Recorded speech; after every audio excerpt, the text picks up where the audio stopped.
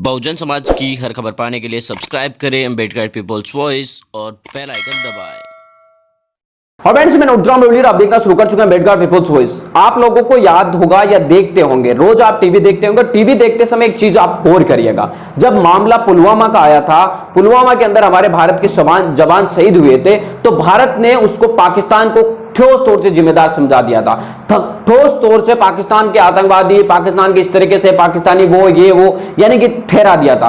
कल भारत में सूर्य ग्रहण था, उसकी भी जिम्मेदार भारत के अंदर आपको बता दें कि जो सूर्य ग्रहण वैसे पूरी दुनिया में था, न केवल भारत में, लेकिन उसके बावजूद उसके पीछे भी पाकिस्तान का कनेक्शन जोड़ दिया। भारत में गर्मी क्यों बढ़ती है, इसका कनेक्शन भी भारत की जो मीडिया है पाकिस्तान से जोड़ देती है। भारत में टिड्डी आ गई, उसका कनेक्शन भी भारत की मीडिया पाकिस्तान से जोड़ देती है। भारत में तूफान आ गया, उसका कनेक्शन भी भारत की मीडिया जो है पाकिस्तान से जोड़ देती है। भारत के अंदर कोरोना वायरस आया, उसका कनेक्शन भी भारत की मीडिया जो है पाकिस्तान से जोड़ देती है। जबकि पाकिस्तान जो है हमारे एक स्टेट के बराबर भी नहीं है। कई सारे ऐसे स्टेट हैं जो पाकिस्तान से बड़े, क्षेत्रफल की दृष्टि से बड़े, आदमियों की दृष्टि से पाकिस्तान से बड़े।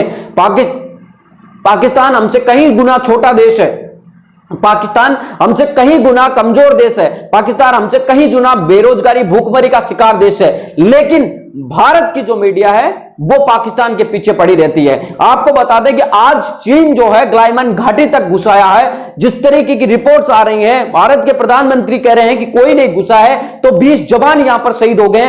क्या वो कट्टरता आपने भारत की मीडिया में देखी जो पाकिस्तान के प्रति देखी गई? जो पाकिस्तान के प्रति कवरेज भारत का मीडिया दिखाता है, क्या वो पाकिस्तान के जो चाइना के प्रति करवा सकता है? कि जितना विरोध भारत का मीडिया पाकिस्तान का करता है, उतना विरोध क्या भारत की मीडिया चाइना का कर सकती है? अगर कर भी ले तो बाइकआउट चाइना का इस्तेमाल करके आपको बता दें कि आप लोगों के बीच में ही वहां पर उनका प्रचार करने का काम किया जाता है। जैसे रिपब्लिकन टीवी का एक कार्यक्रम मैंने देखा, रिपब्लिकन इंडिया का अर्नब गोस्वामी बहुत बड़ा पत्रकार अपने आप को समझता है, एक तरीके से जिस तरीके से ट्रोलिंग करती है, जिस तरीके से वो बातें फेंकते हैं, हम भी यहां पर बजा सकते हैं, लेकिन हमारे अंदर सभ्यता और अनुशासन उनसे बेहतर है। आपको बता दें कि उनकी टीवी के ऊपर एक कार्यक्रम चल रहा था बाइकआउट चाइना, और उस बाइकआउट चाइना के बीच उनको आपको बता दें कि उसको सपोर्ट कर रहा था विवो।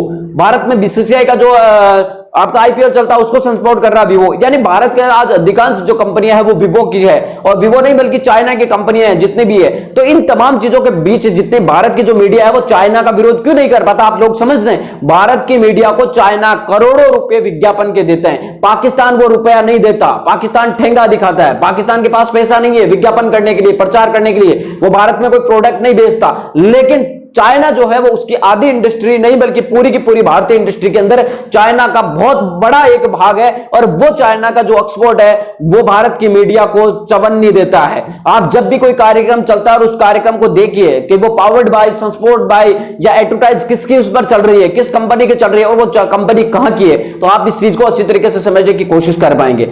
चाइना यहां पर अगर भारत की मीडिया अगर चाइना का विरोध भी करने की कोशिश करेगी तो वो इस तरीके से दिखाएगी जिस तरीके से कुछ हुआ ही नहीं है।